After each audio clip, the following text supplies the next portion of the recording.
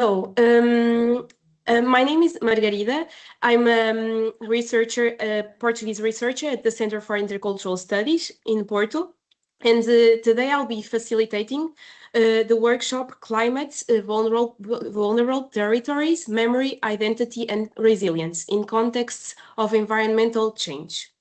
This workshop has been organized by the Young Researchers Council of the SHiFT cross-section. I'm not sure. Okay.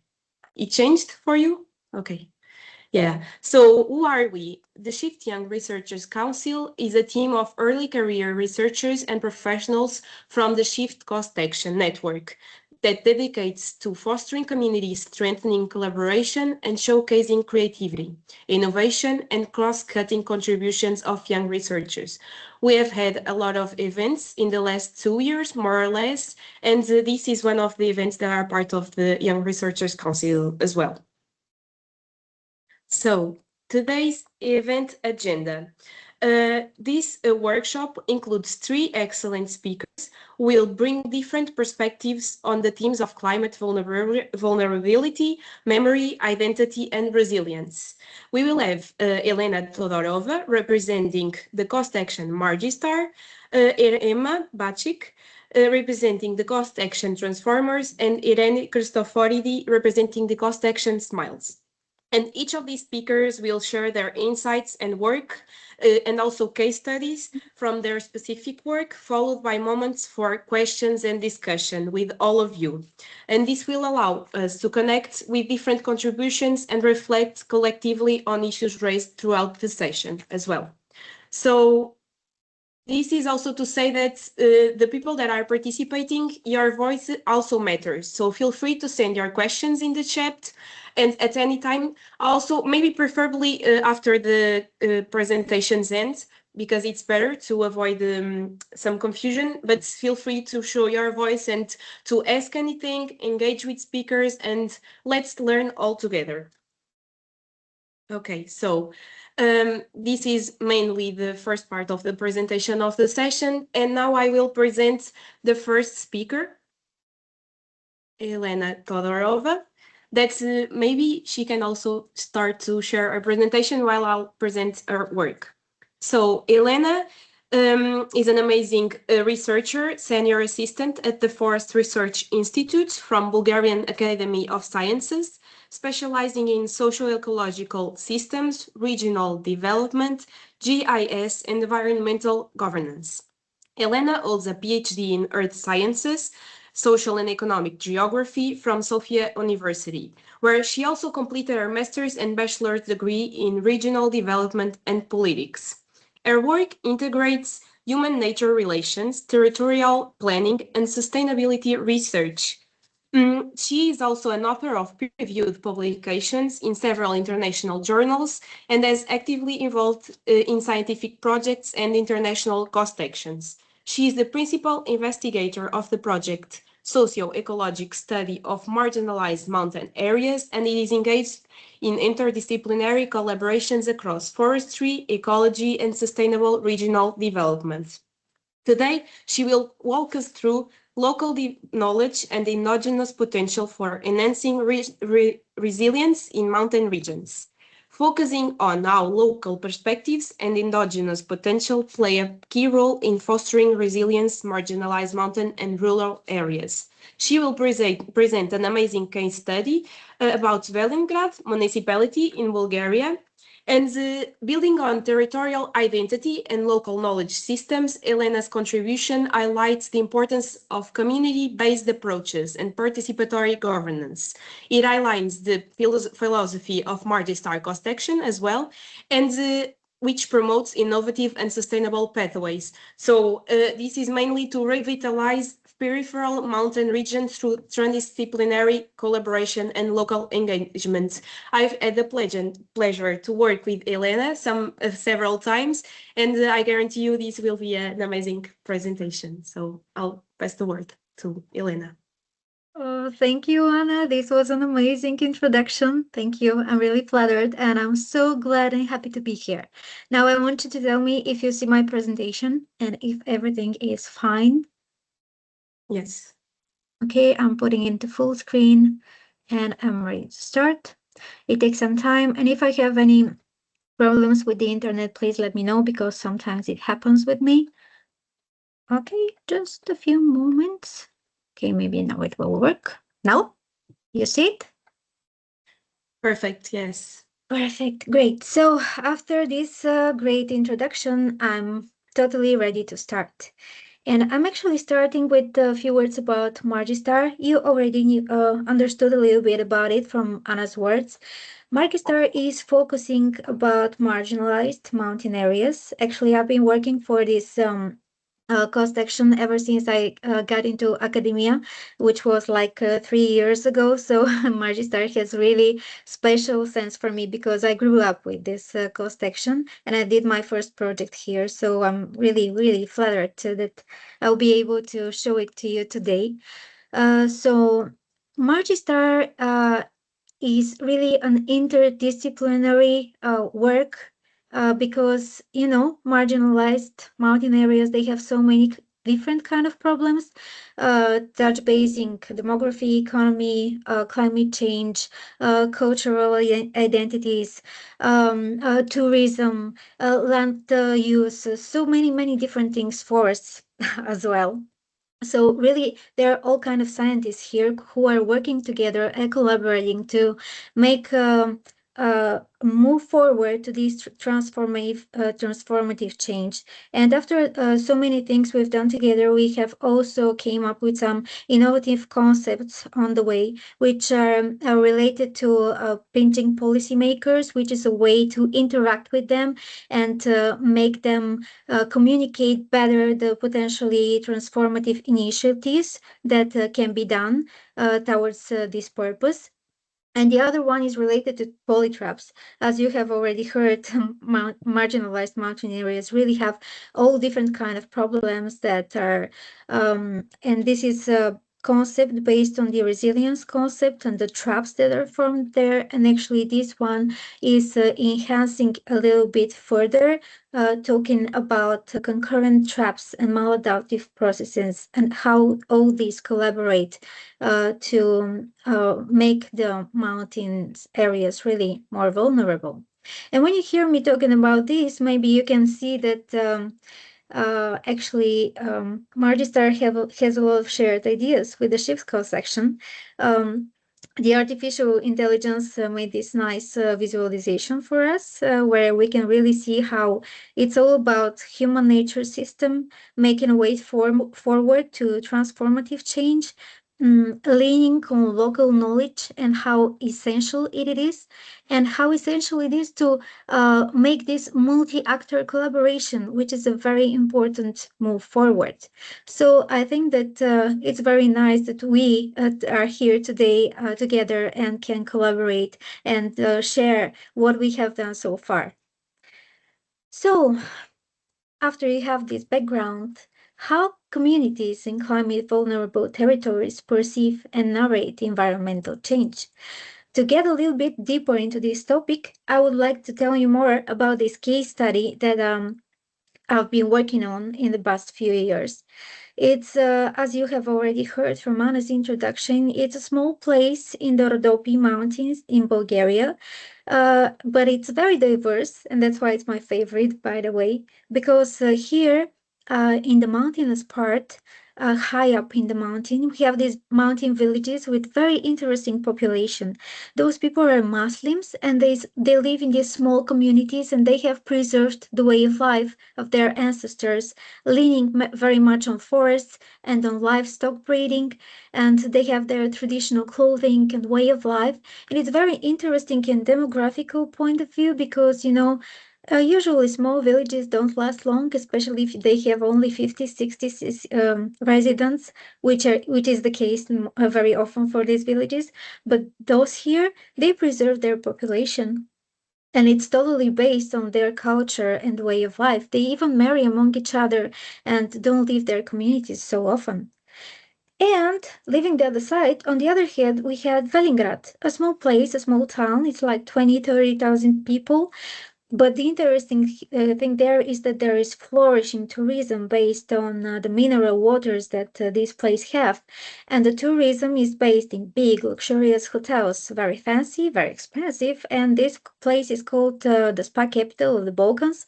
So you can see the contrast here already, right? So if we want to understand how local people think, where their knowledge comes from, and what their perceptions are, I think that we can go back a little bit in history. So that's why I have made this one for you, so that I can tell you in short this long story of trade-offs and collaboration of this coupled human nature system. So going back in the end of the 19th century, that's where Bulgaria got liberated from the Ottoman Empire. So we had to start everything from scratch. So we start cutting down trees for railroad building, all kind of building. So, and we start clearing for agriculture. So we had wonderful oak forests over there, but everything got cleared. And later on, in the 1950s, we realized that erosion and big disturbances are going on, so we need to reforest. That's where forest management began, and that's where communist time began. So a little bit of different structure and way of management was introduced. So in this place, pine forests were planted, and the plantations were really massive. I mean, it was a very important moment that I want to emphasize, because everybody planted, not only the forest managers, the forest engineers, but all the people. Pupils from schools went and forested. People were like obliged from state to go and forest. So actually, at the end, this was their forest. And there's a very nice example. In 1961, there was a very strong wind, I mean, devastating, and it a lot of trees fell down, and many forests were destroyed. So with the help of everybody, all the people, all the foresters, the land was cleared and replanted in like less than a year, which was really amazing. So, but in the same time, we continued this active use of forests, because in communist times, we had to have all kind of industries that were based on the resources that we have. So forests were really, really used for industry. And then after 1989, our economic profile changed drastically. And these were like kind of dark ages for us, because laws didn't really matter, especially in the beginning of the 21st, of the end of the 20th century, actually, or at least they didn't matter for everybody. So a lot of illegal logging happened. Now, forest management, it really lost its power. So the forests were not managed that well. Calamities, pollution, biodiversity loss started happening very abruptly. And you can see how many disturbances we have throughout this history we have here, and how flexible and adaptive this natural system has been to all this anthropogenic influence that happened to it. But now we also have climate change, right? So this is one big disturbance happening as well. So what do we do now? Are we ready for it? That's why I wanted to ask the people. Oh, I'm sorry so much. Sorry for that. So I wanted to ask people to better understand the perspectives on these development conflicts going on there. I mean, forestry, tourism, poor people, demography collapsing, a lot of potential for this place because of these amazing natural resources that it has. But in the same time, the economy and demography, they're like collapsing. What is going on? So that's why I asked the people. My topic was the opportunities and the challenges of this territory. And I use this Q methodology. It's a very interesting methodology that it really originated in psychology in the 1930s by William Stevenson. It's his inventor, but it really has application in different kind of spheres, and I think it's very nicely fits socio-ecological researches. Sorry again. So how does it work? Here you can see this matrix, right, on my screen. This is the one that you really have to fill in. So you make these interviews with the respondents and you make them fit statements in this matrix, whether they agree or disagree with these statements. And they should have to show the degree of disagreement or agreement by fitting this in the scale of -5 to 5. It is quite nice because at the end, those people, they have a certain amount of boxes. So they have to prioritize and see which statements are more important for them. And that's really the part I like for this methodology. It's quite complex, by the way, but it worked really well, I think, for this study. So here are the steps. I'll go very fastly through them. First, you have to make this concourse, a state of statements. It's a really big one. And you have to downsize it to like in my example, 41 statements, which was quite hard because that's where you need to prioritize and make and see which the most important statements are. And that's when I used the driver pressure state impact responses framework because I really wanted to make it nice and real, because this is really the heart and soul of this research to make your statements right. At least I think so. So after this, you make your interviews, and at the end, you process by using factor analysis. But first, let me emphasize a little bit about this part with the DPSIR and the statements. So first, I went through all kind of plans, strategies, programs, researches done in this area. I talked with the local stakeholders to get all the information that I can get from objective and subjective data, statistical data, quantitative, qualitative, all kinds, so that I can make this concourse, this big list of statements. So then I started arranging them in this matrix of drivers, pressures, states, and impacts, so that I can, see where the big problems and challenges and opportunities are. And at the end, I got to the responses. I mean, how this coupled human nature system works and how it responds to all these drivers and the way they impact this system. So I made this list of the possible responses of this system and the responses that are happening, so that I have this very neat and black and white picture of what is going on in this place. And after I had this black and white picture, I started asking my participants about it, because that's where you put the colors on it. So I got to the interviews, and this is like part of the interview process that you see on the picture over here. And this is how this list of statements starts fitting in this table one by one. This was done like in a kind of interview, and while people were arranging all these statements, we were talking and discussing, and I really got to get them deeper into the topic and think about it. And after the exercise, they said, well, it was quite tiring because I had to think a lot, but actually it was nice to think about it because I don't think about it every day, but I should. And yeah, that's really, really nice. And I really enjoyed making these interviews. There were actually 26 of them. I made interviews with 26 people that were with very different backgrounds, like administration, agriculture, business, culture, environmental activism, education, forestry, industry, journalists, tourism, of course. So I got to see all kind of points of view. So after doing all these interviews, I got all this processed by using factor analysis. And after the factor analysis, I had these three perspectives that have the people belong to, because I forgot to mention in the beginning, but the Q methodology is not about seeing how many people find a statement truthful, but it's about seeing what kind of opinions those people belong to. So here are the main opinions, the factors, perspectives of those people. So the first one, this is the most optimistic one. It's about balance between people and nature.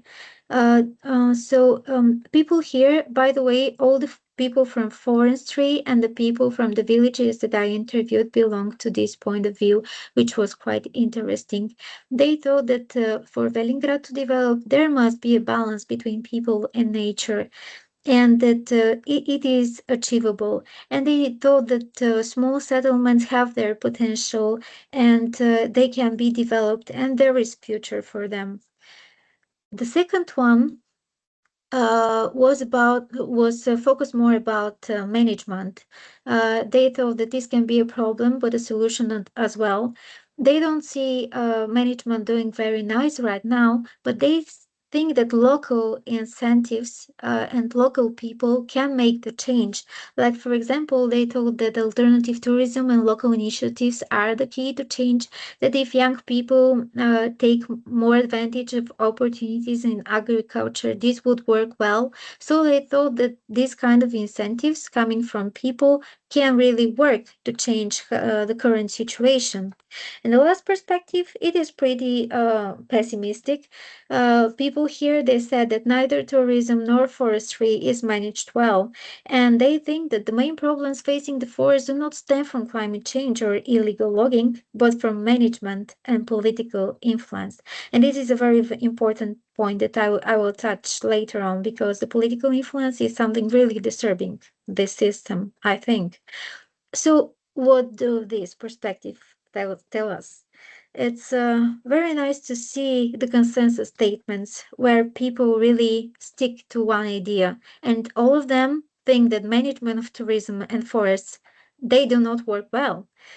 The controversial statements were about tourism and ecology, a very important idea that came from this research as well, because, tourism gives this place money, and ecology is something that is far away from these people because they are poor.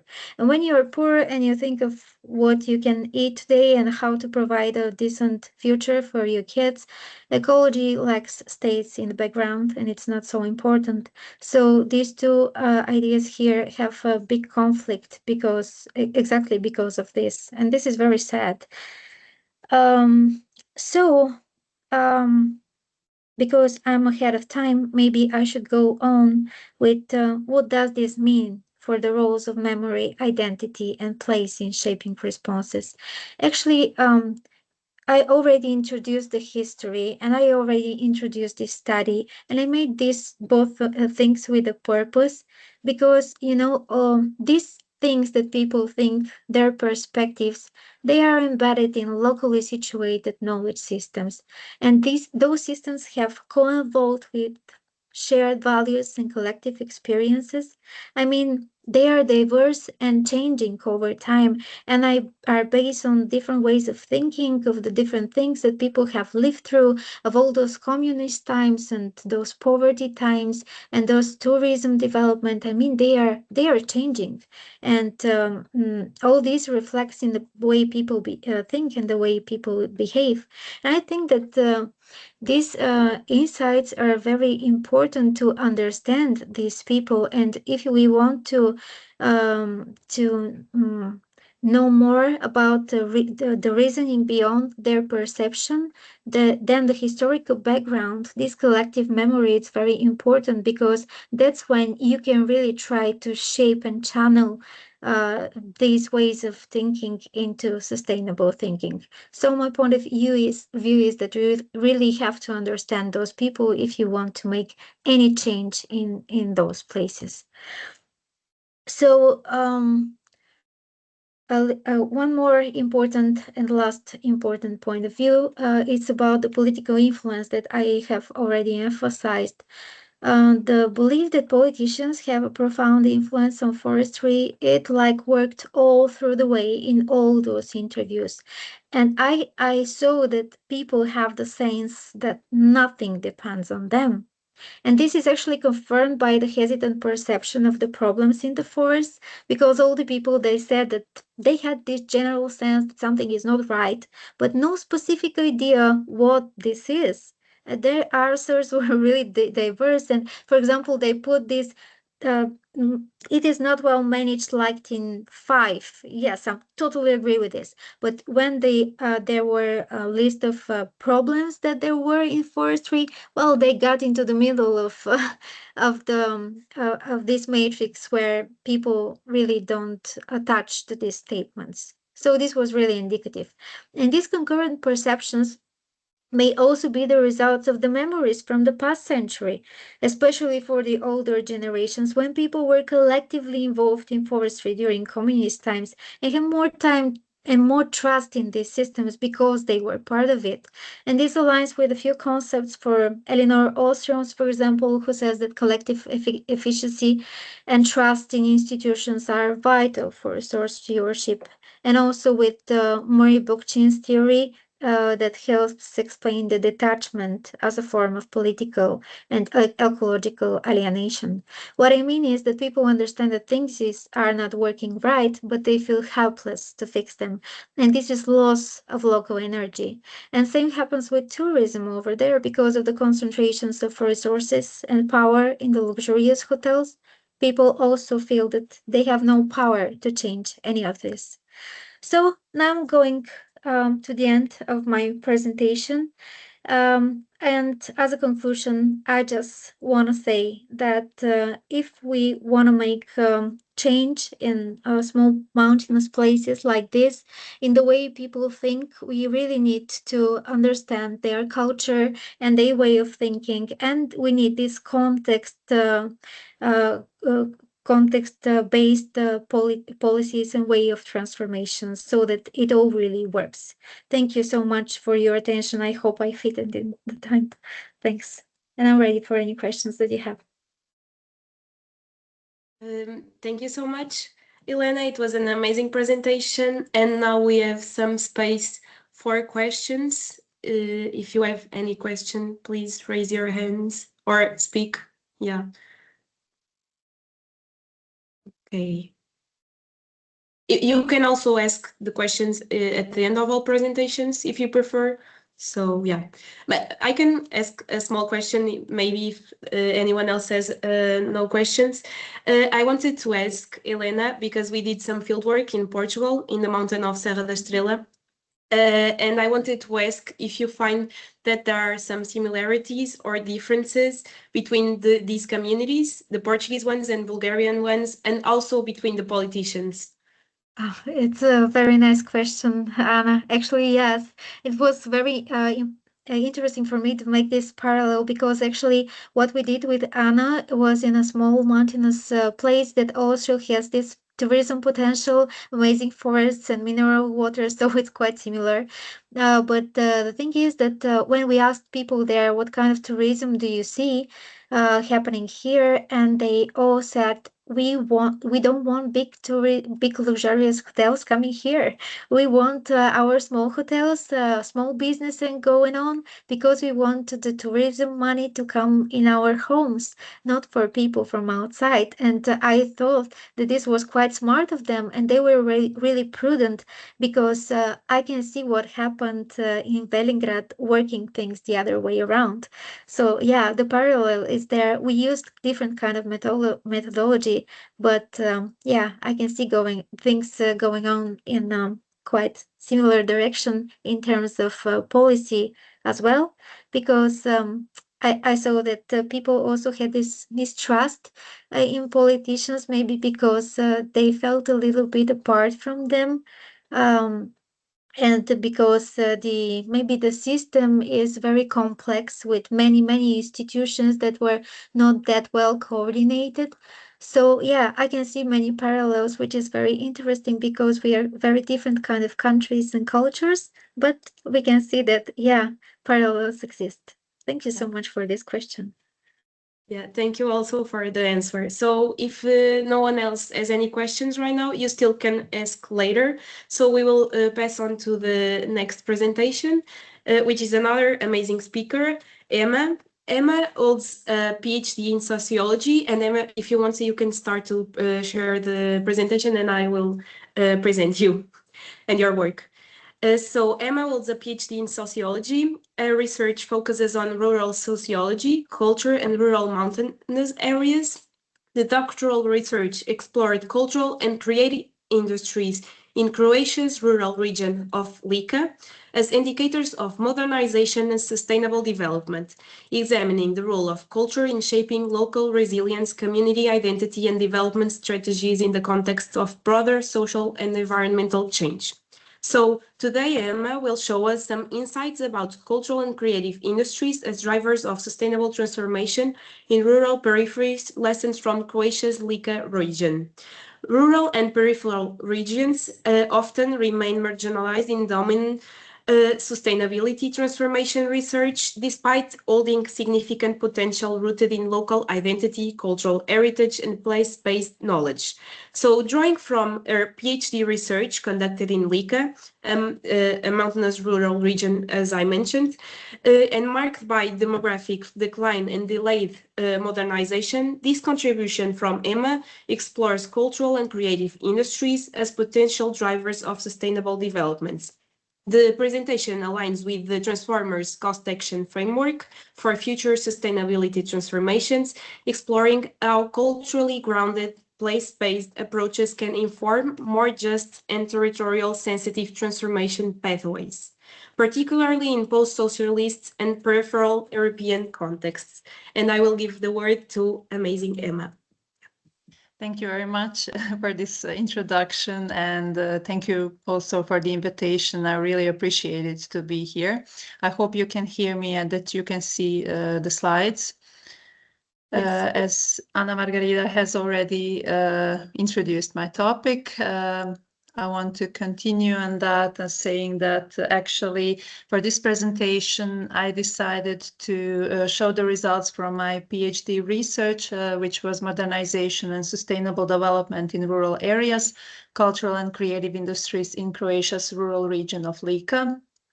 For this purpose, I collected different kinds of data, but for this presentation, I'm going to focus on primary data that consist of 21 semi-structured interviews with cultural and creative practitioners in the region and 6 semi-structured interviews with experts involved in cultural policy making, strategic development, and promotion of cultural content, both in this region, but also in other, let's say, more developed rural regions in Croatia.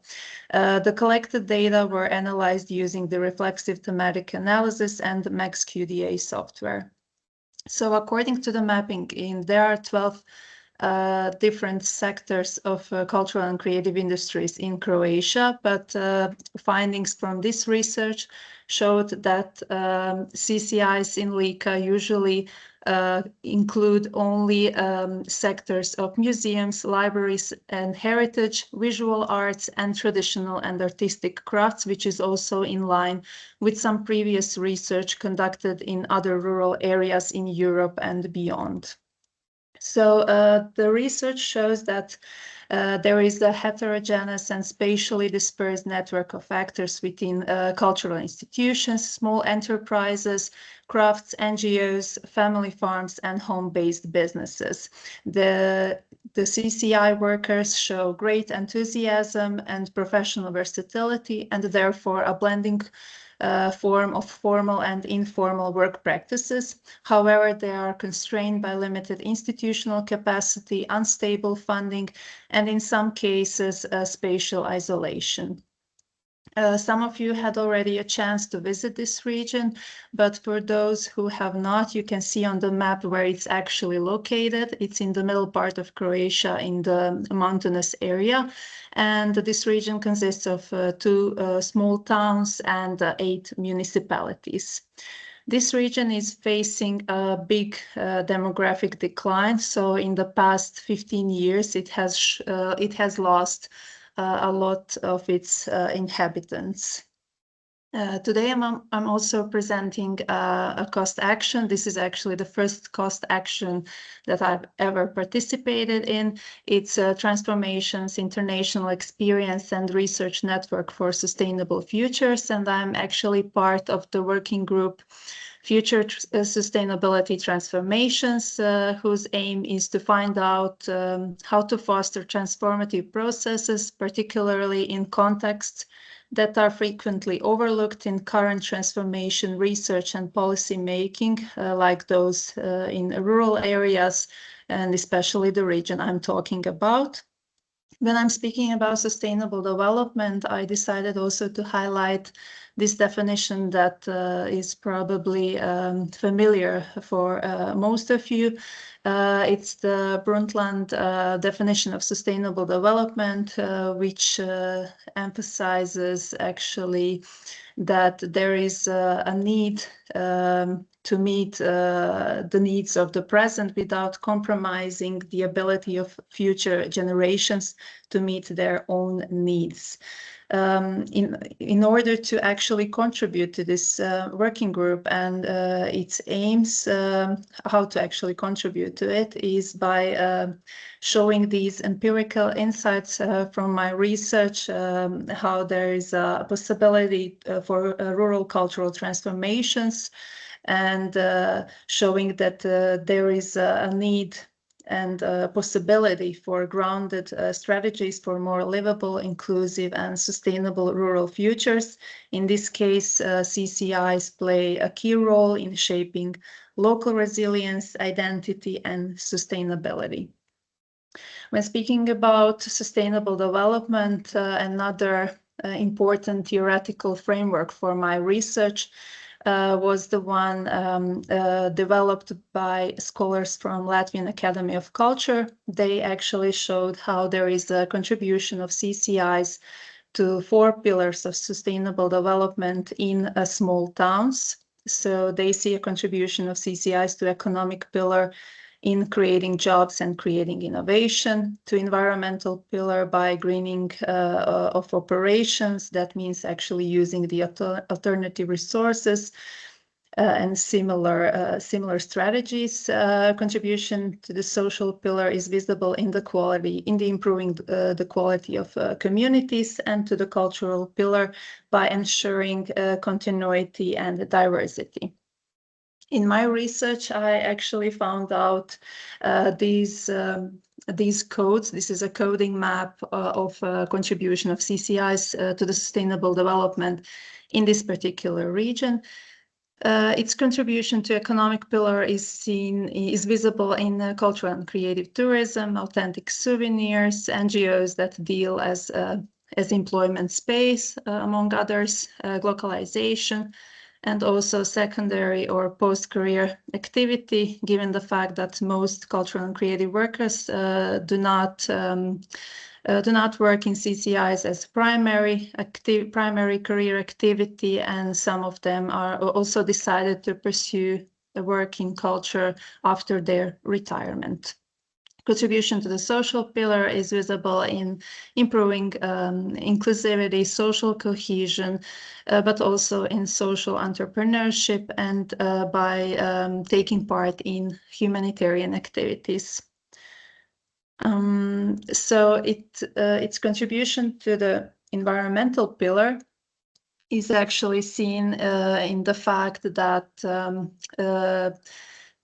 those who work in CCIs in rural regions, and therefore also in Lika, those are mostly small scaled producers, and they are by default, they have a low environmental impact by default because they do not include in industrial cultural work. They are also dealing as a big the ones who are actually spreading the awareness by doing eco-conscious practices, for example, using natural, recycled, and biodegradable materials. And there is a big emphasis on traditional and chemical-free techniques. For example, wool was a big problem in this region, and they decided to transform it from waste into valuable resource. And they are doing the same thing also with some textiles and old furniture.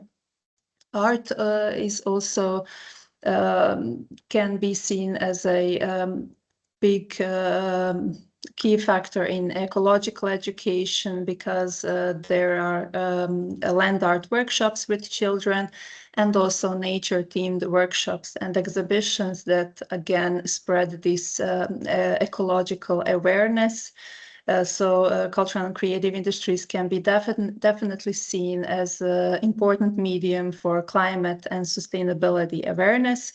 Working and living in this kind of setting, cultural and creative workers see as a big artistic inspiration as well. That's why landscapes and rural motifs are central in their visual arts. But there is also a strong emotional connection to these natural surroundings. Its contribution to the cultural pillar is mostly seen in heritage preservation and promotion. They show great respect for tradition as personal value, even those artists who are engaged in more contemporary sectors of cultural and creative industries, and they do not integrate heritage into their work, but they still have big respect for it. And some of them also try to reinterpret it by using some technologies. And also there are some examples of including, for example, folk costumes and illustrations, and in that case also preserving them in a totally other form. And some of them also include, for example, local legends in comic workshops. NGOs and institutions. Sorry to interrupt, Emma. Sorry, Cristiano asked if you can please close the bottom icon. I'm not sure. That one. Thank you. Okay, thank you. Sorry. NGOs and institutions are also cultural custodians. They are organizing projects dedicated to preserving and promoting identity. They are also helping with archiving intangible heritage, passing the education on to younger generations, but also by organizing exhibitions that are showcasing tangible and intangible heritage.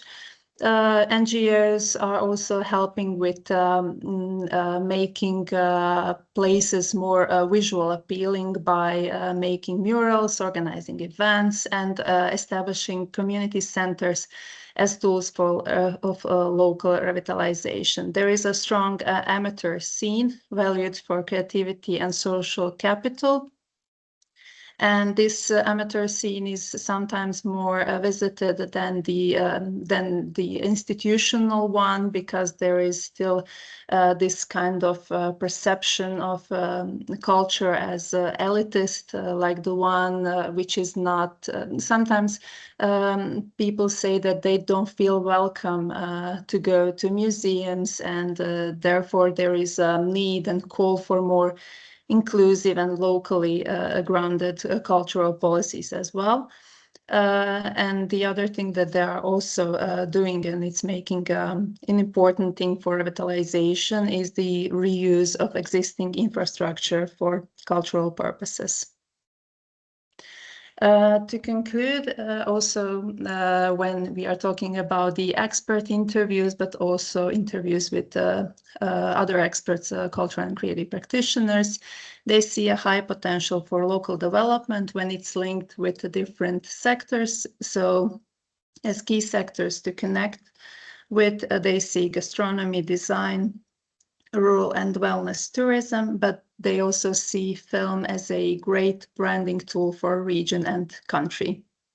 Opportunities are identified in revitalizing ruins and heritage sites, green routes. There was also a word about theater and heritage paths, for example, and especially cultural and health tourism because they see artwork as therapy. But there is also a need for development strategies for more livable futures, because the ones that are already existing, they just mention a big potential of culture for the development, but they do not offer concrete measures or concrete plans on how to actually include it. So cultural and creative industries are seen as connectors because they link identity, creativity, entrepreneurship, and market. But as I already said, there is a need for integrated development models. For example, the one could be that combines bottom-up and a top-down approach, and which would be more rural tailored and more appropriate for these kind of regions. Thank you for your attention. Thank you so much, Ema. I'm not sure if someone has any questions right now about the presentation. Okay, maybe I can start off with a question also, which is pretty basic, but I wanted to ask if there are any data on that or not, because you mentioned about ecological education. And I think education is important in any subject or area. And so do you think that there is already visible way in which these events and workshops are molding the way these children and young people are looking at the territory? Do you think that they are making a difference? I don't have a concrete data on if they actually do have an influence, but from what I heard from the organizers of these workshops, they definitely emphasize that they are making a lot by just spending time in the nature, showing them different types of how they can actually contribute to this ecological awareness. And I think it's going to be more word about it, especially now that we are also dealing with illegal waste and chemical industry. So there is a big problem in this region. It's very rich in its natural heritage, but now we are facing all these unfortunately, all these events that could actually endanger it. So yeah, they are making a lot of workshops, and also starting from the kindergartens, which is especially important to start actually from young ages and to spread that awareness. So I can conclude that we are going to see these results in the next years. Yeah, how they are growing up and if they are actually implementing everything they learned. Yes, I agree with you. Thank you. So again, if anyone else has no questions, maybe we can go further to the final presentation. So now we will have another great opportunity to hear a presentation from Irene Christoforidi. She is a postdoctoral researcher at Hellenic Mediterranean University, and she holds a PhD in agricultural science. She serves as a head of the plant production department at the HMU Experimental Farm and as a part-time lecturer in ecology in the postgraduate program of the Department of Agriculture.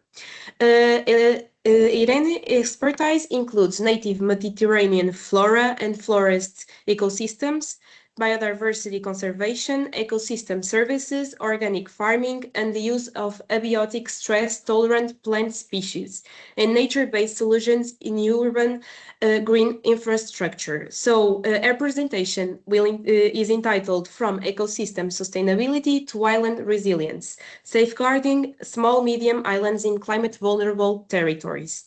And the presentation will focus on small and medium-sized islands face growing pressures from climate change, land use transformations, and biodiversity loss, while remaining highly dependent on ecosystem services for societal well-being. By bridging together scientists, policymakers, and practitioners, SMILE's cost actions aims to foster evidence-based solutions, nature-based approaches, and policy-relevant relevant insights to support resilient and sustainable island futures. And now I will let Irene explain in her great words the presentation. Thank you, Margarita. Thank you for inviting me, and congratulations to Emma and Elena for the great presentation that they had. Please let me know if you can see my full screen of my presentation, full screen. Yes? Yes, it's perfect. Okay, perfect.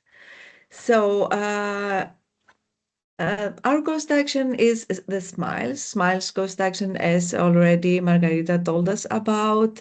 And we're going to talk more about islands, small and medium-sized islands, because islands are isolated pieces of land, limited in resources. Islands greatly depend on ecosystem services provided on their land or from the surrounding, and provide important services that reach beyond their boundaries. Despite their importance and vulnerability, research on the ecosystem services and ecosystem services assessment are still underrepresented. This one also one of the goals of our ghost action. This ghost action is about to end this year, 2026, and during the past years we had a collaborative network of science and policy experts and facilitate a cross-disciplinary research network that was integrated social and eco-social disciplines. We generated new career opportunities, training, a lot of training schools during these past years with SMILES Coast Action.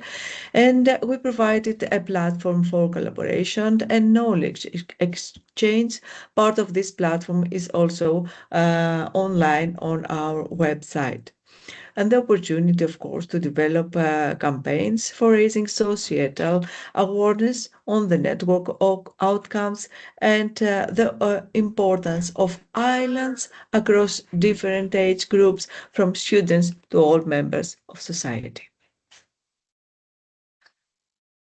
6 working groups were involved in this ghost action, of course, working for assessment, identification, policy, and impact. And more or less, you can see here on this slide our 6 working group working on natural capital assessment services of small, medium islands, effects of land use and climate changes, which is about to present later, nature-based solutions for safeguarding ecosystem services of small and medium islands, policy and governance, and of course dissemination, participatory and user-centered design processes, with a few workshops and also many meetings with stakeholders. During these years, we had the opportunity to publish a few papers, and more are submitted waiting for the results. And I'm going to present you the work that we had on environmental impact assessment review. The land use, climate change, biodiversity nexus in European islands stakeholders. Environmental change, particularly climate and land use changes, has significant impacts on biodiversity, economy, and society. To promote climate adaptation and mitigation strategies, it is crucial to understand the perspectives and knowledge gaps of stakeholders involved in functions affected by or addressing land use and climate change. With the working group 3 and 4, we prepared a questionnaire started on January 2024, and this questionnaire involved questions to trying to find out the perceptions of the local stakeholders. A few of the questions were, and the most important were, what are the climatic features that best quantify climate change risk in your area, your island? What are the land use features that best quantify land use change, of course? And what are the climate and land use change induced risks on ecosystem services, and how severe is the risk according to their perception?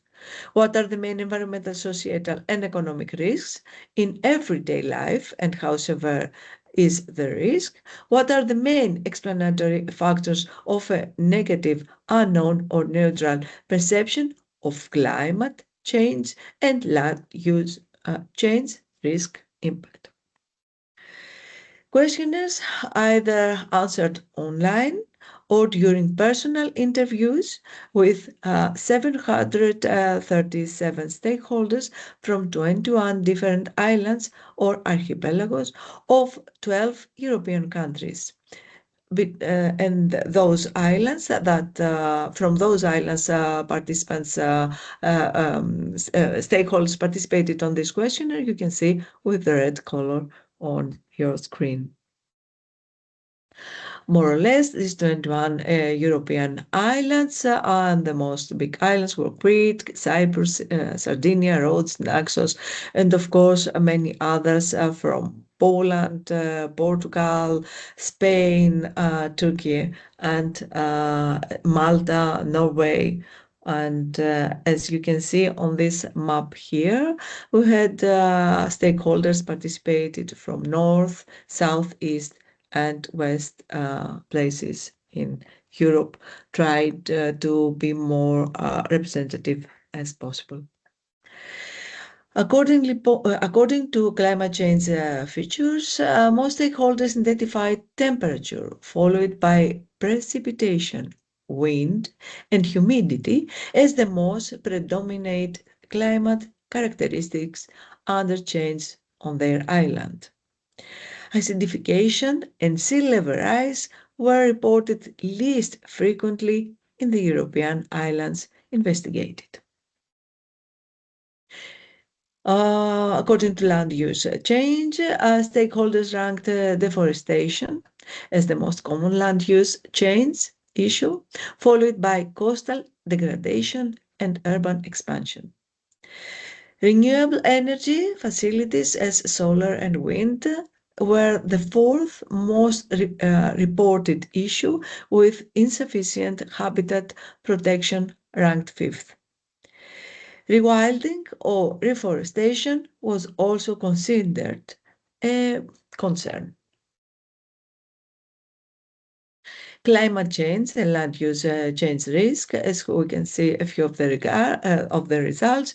Agriculture was the second highest risk, followed by biodiversity loss. The risk to island ecosystem services with the most severe risk score and the highest mean risk score. Infrastructure damage, invasive species, and tourism posed moderate risks, while the lowest risks were associated with carbon sequestration, diseases, pollination, and recreation. Climate change and land use change impacts. Responses showed that 62.8% of stakeholders perceived climate change impacts on ecosystem services as negative. For land use change, 54.4% indicated negative impacts also.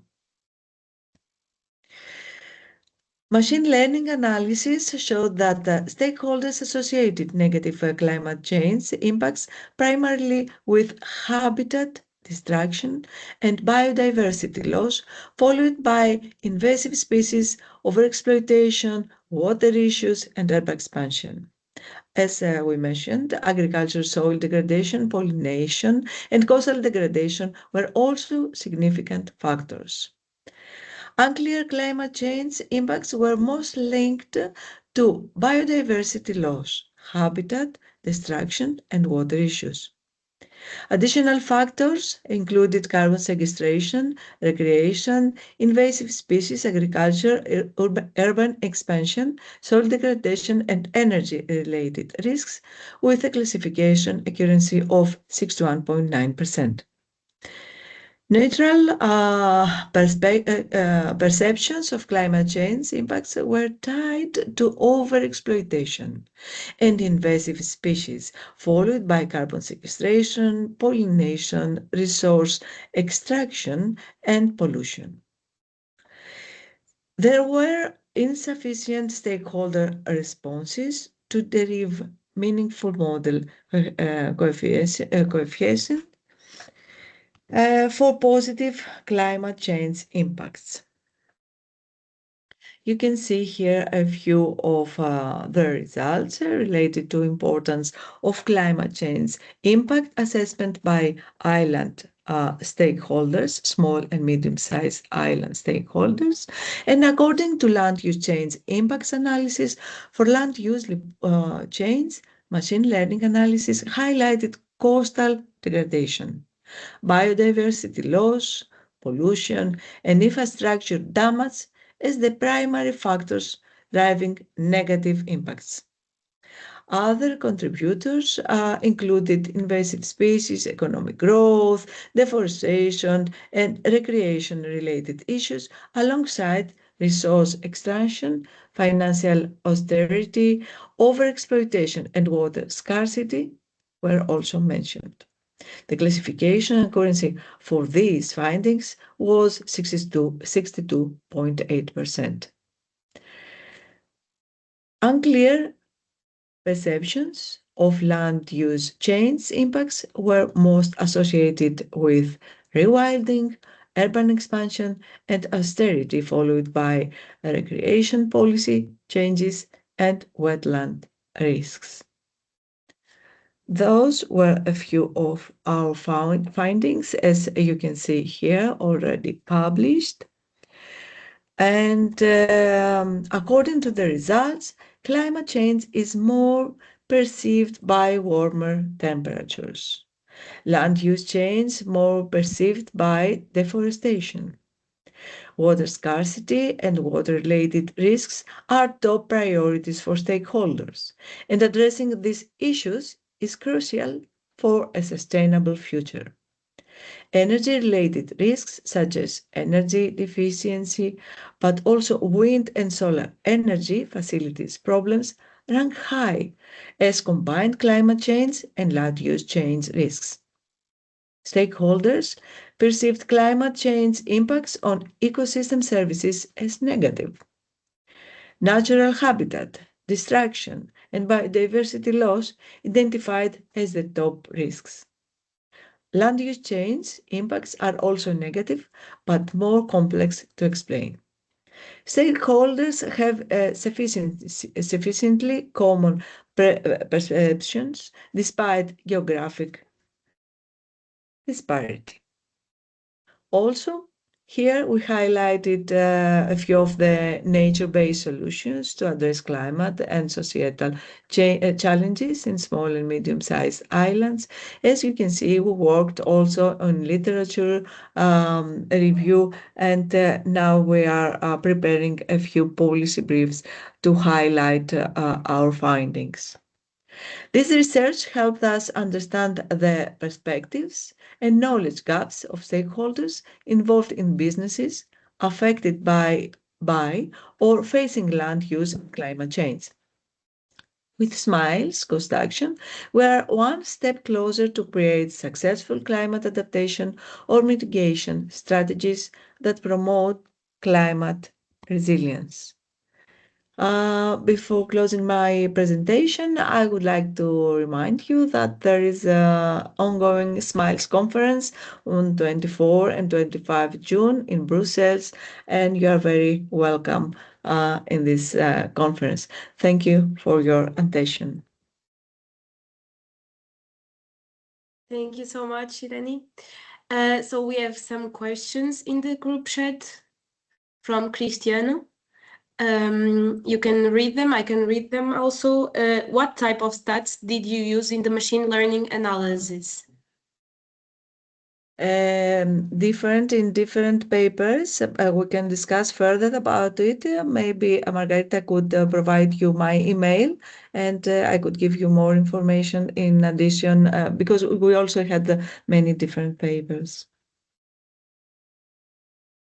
Yes, I'll do that. And the other question is also from Cristiano, and it is, what do you mean by insufficient stakeholder responses? How many would be sufficient? Some questions they couldn't respond to all the stakeholders because we had some separated. We had also from agriculture, from policy making. You can find more information about those on the papers because we had separated different questions for different stakeholders, and for few of them they were not sufficient enough. We have more or less more than 30 people from each island. In some islands were bigger. We had more than 70 people and 90 people in some of them, 90 stakeholders. But we tried, as I showed you in the map, we tried to have representatives from the islands that participated in this research. So I will give your contact to Cristiano, and you can also talk about it. Yes, of course, please. And I can provide you also the links of the papers, and maybe you could have more information from there, or I will please to happy to answer whatever you like. Yeah, yeah. Thank you. I don't know if anyone else has any questions. I have a small question to Irene. That is, what do you think local communities think about the change risk, and are they trying to be more involved in the local policies? What do you think with the... Few of them, yes, few others, no. That was a challenge and a surprise for us. As I told you, many of the questions were conducted not online, but in person. So we had the opportunity to communicate with the locals. So most of them were afraid about the temperature that is higher and higher every year. But some others working on tourism, for example, they are very happy because the good weather season will be bigger now, and more customers will arrive even in winter. People are more from the people that we had some also other answers. Most of them were willing to communicate and participate in common policy making strategies, but not all of them. Okay, thank you. Thank you for your answer. I'm not sure if anyone else has any question also for the other presentations. Okay, so if anyone else has any question, I think I want to thank all of you for participating and for the engagement in this session. I also want to sincerely thank the incredible speakers, Elena, Irene, and Ema. You were amazing. And also everyone else for participating in the session as well. And I think with this, we can conclude the workshop, and I hope to see you all in future events. And I can also send contacts from the speakers to all of you. If you want, just send me an email or something, and I'll let you know. Yeah. Thank you so much. Bye. Thank you. Thank you for inviting us. Thank you so much. Bye. Yeah, Nice to see you. Thank you, Ana. Nice to see you all.